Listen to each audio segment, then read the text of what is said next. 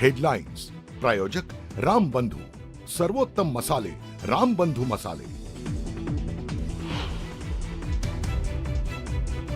शिंदे खाली आहेत, त्यांचे पुत्र वरती सगळी अनेक ठिकाणी तटकऱ्यांचे तसं आहे। तर म्हटलं मला सुद्धा हा नियम लागू करून माझ्यासुद्धा मुलाला जे आहे मंत्रिपद द्या, मी राज्यसभेवर जातो। इतरांची मुलं बाळं कशी राज्यसभा आणि विधानसभेवर जातात तसा न्याय मलाही मिळावा, मंत्री छगन भुजबळांनी व्यक्त केली खदखद।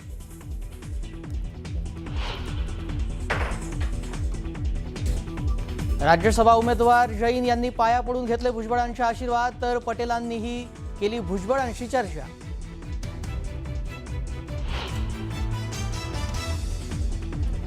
मुख्यमंत्री कार्यालयाकडून सिडको नवी मुंबई विमानतळ प्राधिकरणाला कारणे दाखवा नोटीस, पुतळा अनावरण कार्यक्रमाला दोन्ही उपमुख्यमंत्र्यांना निमंत्रण न दिल्यानं नोटीस।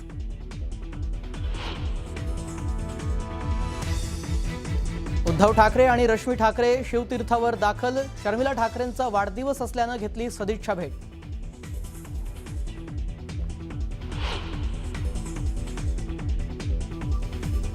अकोल्याच्या अकोटमध्ये युरिया खतासाठी पहाटेपासून शेतकऱ्यांच्या रांगा, एका आधारवर 5 पोत्यांचे वाटप, खत टंचाईच्या भीतीनं शेतकरी चिंतेत।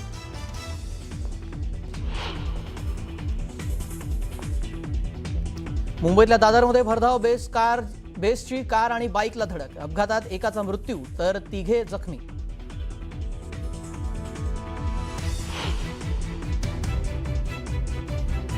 हाऊस पार्टी प्रकरणामध्ये पुणे पोलिसांची कारवाई, तुळापूरमधील पार्टीमध्ये झालेला बंगला केला सील, तर 78 जणांवर गुन्हा दाखल।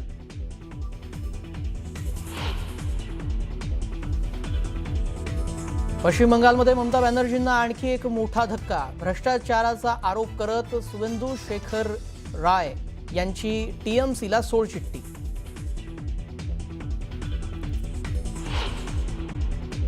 काल वरळी डोममध्ये एक अपघात झाला, एका तरुणाचा मृत्यू झाला होता, त्याबद्दलची अपडेटेड बातमी आहे। या पार्टीमधला, या कॉन्सर्टमधला आणखी एक व्हिडिओ आता समोर आलेला आहे। हा व्हिडिओ आपण पाहणार आहोत। या कॉन्सर्टमध्ये तरुणांनी नियमांचं पालन केलं नव्हतं, सर्रास उल्लंघन केलं होतं, हे सुद्धा दिसतंय। कॉन्सर्ट नंतर वरळी डोमच्या पार्किंगमध्ये आफ्टर पार्टी सुरू होती आणि कारमध्ये मोठ्या आवाजात गाणी लावून तरुणांचा धुडगूस सुद्धा सुरू होता। हा व्हिडिओ आता त्यानंतर खरं तर समोर आलेला आहे। एका तरुणाचा या ठिकाणी मृत्यू झाला आणि मृत्यूनंतर ही पार्टी चर्चेत आली। खरं तर ही पार्टी चर्चेत आली, परवानगी नाकारली गेली होती, मात्र तरीही परवानगी मिळाली आणि तरुणाच्या मृत्यूनंतर ही पार्टी चर्चेत आली आहे। त्यानंतर आता पार्टीचा एक आफ्टर पार्टी व्हिडिओ आता न्यूज 18 मराठीच्या हाती लागलेला आहे। या कॉन्सर्टमधला न्यूज हा व्हिडिओ आहे।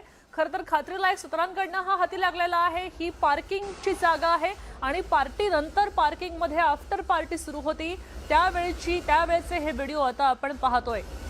वरळी कॉन्सर्ट नंतर खरं तर या ठिकाणी आफ्टर पार्टी सुरू होती। आपल्या कारमध्ये अनेकांनी गाणी लावली होती आणि आपल्या कारमधल्या गाण्यांवर हे इथं पार्किंग स्लॉटमध्ये नृत्य करताना पाहायला मिळत आहेत। बेसमेंटमधली ही दृश्य आपण पाहतोय। पार्टी झाल्यावर सुद्धा आफ्टर पार्टी सुरू होती आणि त्यावेळची ही दृश्य आपण पाहतोय। इथं कोणत्याही प्रकारे सुरक्षा उपस्थित नव्हती का, उपलब्ध नव्हती का, असाही प्रश्न आता विचारला जातोय।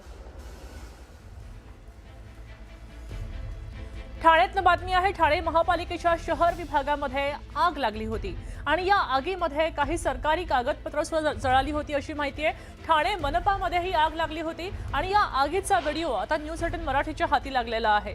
आग लागताच हे कर्मचारी पळून गेले, त्यांनी कोणत्याही प्रकारे आग विझवायचा प्रयत्न केला नाही असं दिसतंय, असं व्हिडिओमध्ये दिसतंय।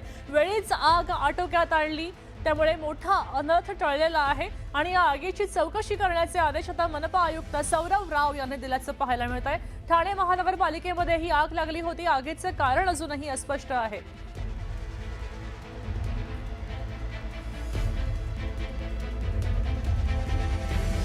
मुंबईकरांवर आधीच पाणी कपातीचं संकट असताना आता आजपासून मुंबई वॉटर टँकर असोसिएशननं संप पुकारलाय।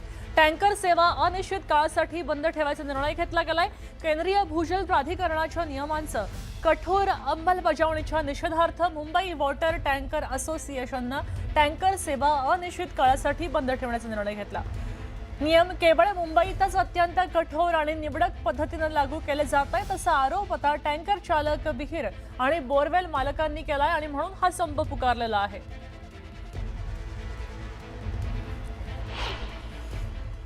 आपल्यासोबत बोलण्यासाठी स्वतः गिरगावकर आणि आम्ही गिरगावकर संघटना दोन्ही आहे त्यांच्याशी संवाद साधणार आहोत. सर, काय सांगाल, गेल्या काही दिवसांपासून मुंबईचे आहे 10% पाणी कपात आणि त्याचबरोबर आता टँकर असोसिएशनने जे आहे ते संप केलेला आहे, बेमुदत संप केलेले आहेत, पाणी देखील मिळत नाही, काय करा? आम्ही ज्या चाळीत राहायचो, ज्या टॉवर वगैरे विभागात आहेत, त्यांना पाणीपुरवठा आधी बऱ्यापैकी होत होता, पण आता साधारण बघतोय महिनाभर सरकारने पालिकेने जाहीर केले की 10% पाणी कपात आहे. 10% पाणी कपात केली, ठीक आहे, पण जो उर्वरित तुम्ही आम्हाला पाणी पुरवठा करताय तो त्या पाण्याचा दाब तरी वाढवा. दुसरा आधार होता टँकरमधनं. टँकरचा आता संप सुरू आहे. हॉटेलवाल्यांना पाणी मिळत नाही, घरात आमच्या कपडे बिपडे धुवायचे, साधे भांडी घासण्यासाठी पण पाणी नाही आहे.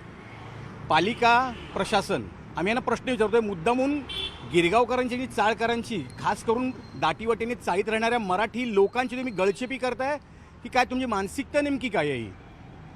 जनता इकडे त्रस्त आहे. गिरगावकर सगळे ह्याकरता रस्त्यावर उतरायला तयार आहेत आणि उतरणार. आता 1 लिटर घेतलं तर 20 रुपये किंमत किंवा अशा प्रकारे किती हजार लिटर किंवा किती लिटरची टँकर घेतल्यानंतर किती किंमत होती आणि आता किती किंमत मागतात? थोडंसं विस्तारमध्ये. पहिलं 5,000 ते 6,000मध्ये नॉर्मल येऊन जायचा तो टँकर, पण आता जेव्हापासून हे पाणीचा प्रॉब्लेम चालू झाला आहे, हार्डली 1-2 महिन्यांपासून जास्त उन्हाळ्यामध्ये जास्त त्रास झाला. त्यामध्ये आता तोच टँकर 5 ते 6,000वाला 13 ते 14,000 नाही तर कधी 15,000 मध्ये मनाला वाटेल त्या किमतीमध्ये घेतात. म्हणजे तुम्हाला घ्यायचं असेल तर घ्या, नाही तर नका घेऊ, असं सरळ स्ट्रेट फॉरवर्ड सांगतात. काय, ह्या मॅजेस्टिकच्या इकडनं एक मोठी लाईन गेली जी संपूर्ण गिरगावकरांना जाते. त्या लाईनीमधनं 2 लाईनी घेतल्यात. मी तुम्हाला आता फोटो पाठवतो त्याचा, जेणेकरून तुम्हाला त्या अख्ख्या मुंबईकरांना, अख्ख्या महाराष्ट्राला दाखवायला बरं पडेल. ज्या तिकडनं 2 लाईनी गेल्या ना, तिकडच्या सेल टॉवरवाल्यांना त्या पसरवल्या विकल्या गेलेल्या आहेत असं आमच्याकडे एकदम ठाम माहिती आहे. आणि ह्या संदर्भात उद्या 12-12:30पर्यंत इकडचे जे आहे डी वॉर्डचे मेन जे इकडनं सप्लाय होतो त्यांच्याकडे 12 वाजता आम्ही गिरगावकर टीम आणि सामान्य जनता घुसायचा चालू आहे आणि प्रश्न विचारायचा चालू आहे. तोच प्रश्न आम्ही जे मुंबईमध्ये इकडेच नाही सगळ्या ठिकाणी चालू आहे, ह्याच्यावरती अश्विनी भिडे करणार काय? टँकरचे असोसिएशन जे स्ट्राईकवर गेलेलं आहे, संपूर्ण घटना किंवा हे संपूर्ण घडवण्यात आलेलं का, असं देखील जे आहे तो सवाल थेट नागरिकांनी उपस्थित केलेला आपल्याला पाहायला मिळाला. व्हिडिओ जर्नलिस्ट सचिन कुबडेसह श्रीकृष्ण आवटी, न्यूज 18 मराठी, मुंबई. बातमी आहे परभणीमधनं. इथं परभणीला आता मान्सून पूर्व पाऊस आणि वादळी वाऱ्याचा फटका बसलाय. पावसामुळे शेतातल्या पिकांचं मोठं नुकसान झालंय. पूर्णा तालुक्यामध्ये एरंडेश्वर भागात असलेल्या केळी बागांना विशेष फटका बसल्याचं पाहायला मिळतं. केळीच्या या बागा पूर्णपणे जमीनदोस्त झाल्या, त्यामुळे शेतकऱ्यांना मोठाच तोटा झालाय, आर्थिक फटका बसलाय. बागांचे पंचनामे करून शेतकऱ्यांना आर्थिक मदत द्यावी अशी मागणी शेतकरी करतायत. आमच्या भागात काल जवळजवळ 1.5 तास पाऊस पडला, अवकाळी पाऊस. त्यामुळे केळी, संत्रा, मोसंबी, लिंबू यांचं भरपूर नुकसान झालेलं आहे. तर या अवकाळी पावसामुळे एवढं नुकसान झालेलं आहे की शेतकरी हवालदिल झालेला आहे. कारण की जे अवघ्या एका महिन्याच्या उत्पन्नात जे केळीचं उत्पन्न येणार होतं त्याच्यामुळे इतकं नुकसान झालेलं आहे की जवळजवळ आमचं 6-7 लाखाचं नुकसान झालेलं आहे सध्याच्या घडीला. बाबा आलं काहीतरी घ्यावं, मग आम्ही केळीकडे वळलो होतो. केळी बघितले तर असं फार नुकसान झालं शेतकरी माझं की मी सोनं ठेवून 4 लाखात सोनं ठेवून मी केळीमध्ये उतरलो, बघितलं तर माझं फार नुकसान झालं. मला आता बरोबर बोलावं वाटण झाले म्हणून मी आता. नाशिकमधनं बातमी आहे. इथं रिंगरोड प्रकल्पामुळे बाधित झालेल्या शेतकऱ्यांनी भाजप कार्यालयावर आंदोलन केलं. आमदार सरोज जहिरे यांच्या उपस्थितीमध्ये झालेल्या या आंदोलनात भूसंपादन प्रक्रियेमध्ये बिल्डर धार्जिणे निर्णय घेतले जात आहेत अशा प्रकारचा आरोप शेतकऱ्यांनी केला. त्याचबरोबर जमिनीचा योग्य मोबदला मिळत नाही, त्यामुळे शेतकऱ्यांमध्ये तीव्र नाराजी आहे. यापूर्वी छगन भुजबळ त्यांच्यासाठी अन्य लोकप्रतिनिधींच्या निवासस्थानासमोर त्यांनी आंदोलन केलं आणि रिंगरोड बाधित शेतकऱ्यांच्या मागण्यांवर तातडीनं निर्णय घ्यावा अशी मागणी यावेळी केली.